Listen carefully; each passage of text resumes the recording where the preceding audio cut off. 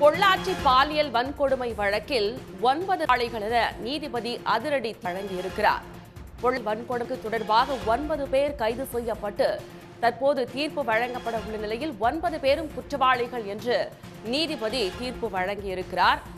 இந்த வழக்கில் கைது செய்யப்பட்ட 9 பேரும் குற்றவாளிகள் என்று நீதிபதி அதிரடியான தீர்ப்பை வழங்கியிருக்கிறார். திருநாவுக்கரசு, சபரிராஜன், வசந்தகுமார், சதீஷ், மணிவண்ணன், அருண்பால், பாபு, அருளானந்தம், அருண்குமார் உள்ளிட்ட 9 பேரும் குற்றவாளிகள் என்று நீதிபதி அதிரடியான தீர்ப்பை வழங்கியிருக்கிறார்.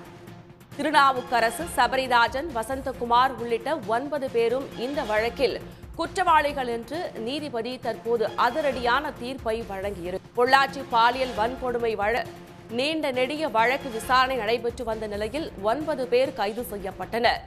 9 பேர் விசாரணை முடிந்த நிலையில் தற்போது தீர்ப்பு வழங்கப்பட்டு வருகிறது. வழக்கில் கைது செய்யப்பட்ட 9 பேரும் குற்றவாளிகள் என்று நீதிபதி தீர்ப்பு வழங்கியிருக்கிறார்.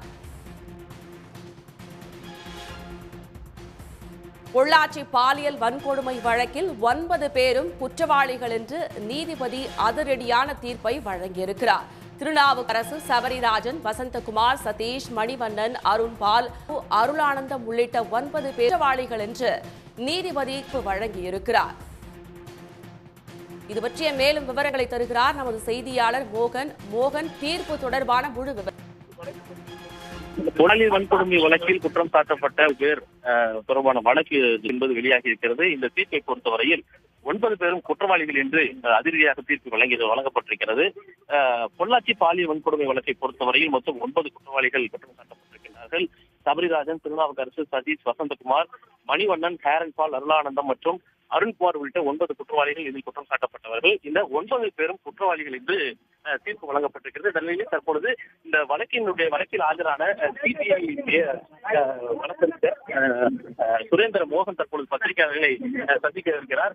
தீர்ப்பில் இடம்பெற்ற விஷயங்கள் அரங்கிலிருந்து தீர்ப்பில் என்ன சொல்லப்பட்டிருக்கிறது என்பது தொடர்பாக அவர் பேச இருக்கிறார்.